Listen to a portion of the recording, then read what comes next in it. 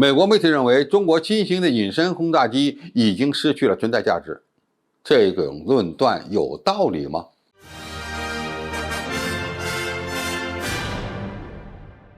观众朋友、网友朋友，大家好，我是付先少。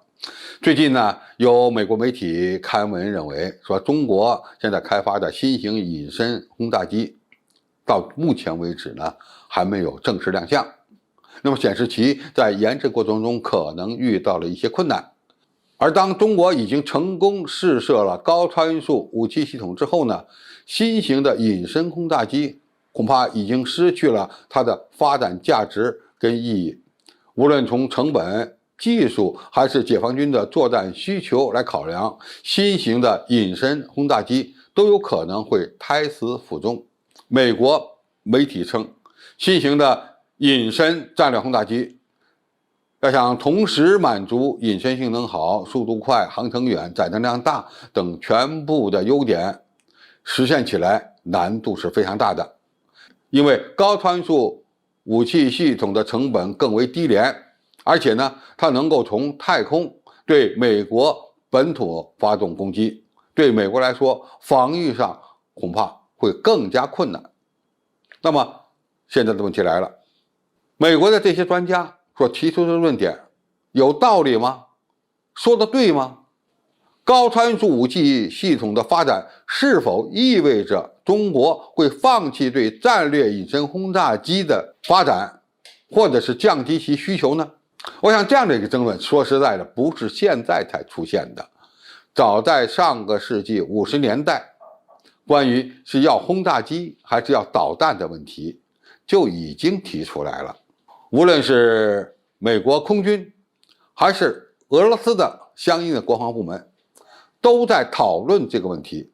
曾经有一段时间确实是导弹论占了上空，因为美国军方一些人认为，你战略轰炸机飞得再快，你有导弹飞得快吗？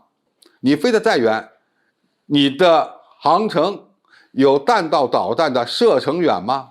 那么这一比起来，似乎战略轰炸机不占优势。何况从成本这个角度看，一枚洲际弹道导弹，它的制造费用远远低于一架战略轰炸机。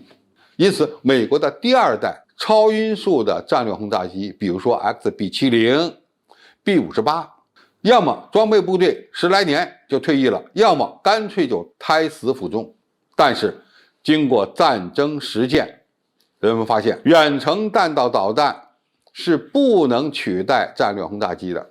过去的远程弹道导弹实际上它的载入速度也是高参数的，那么为什么不能取代呢？因为导弹是一次性使用的武器，而战略轰炸机可以重复多次使用。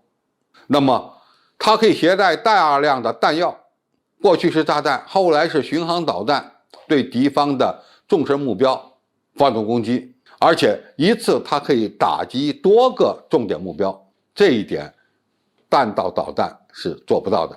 可以讲，这两种不同的武器系统各有各的优势，不是谁取代谁的问题，而是要协同配合的问题。因此争论了几十年，无论是洲际弹道导弹、远程弹道导弹，还是中程战略轰炸机、远程战略轰炸机，最终呢，他们实现了共存。那么未来是个什么情况？未来依然如此。高超音速导弹武器系统和隐身战略轰炸机，它们是两种不同的武器平台，都有存在的必要，而且呢，各有各的优势。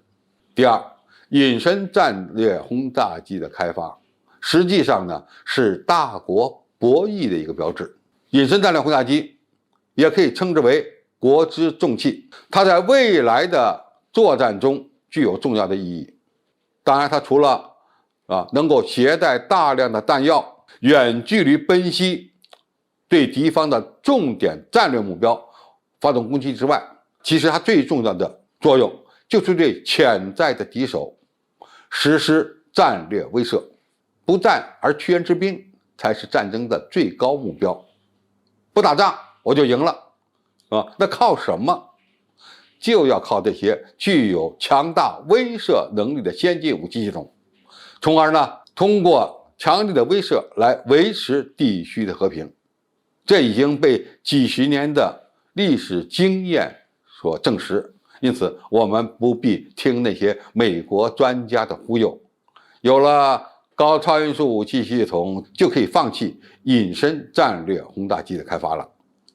其实呢，美国的专家是不是忽悠？我们看看美国现在在干什么？他在积极的开发高超音速导弹武器系统，也在紧锣密鼓的研制 B-21隐身战略轰炸机。就这点而言，中国不会听美国的忽悠，我们一定会按照自己的规划，按部就班的提升我们武器装备的能力和水平，从而用更强大的军力来捍卫国家的主权和维护祖国的统一。好，今天的评述就到这里，谢谢大家收看，我们下期再见。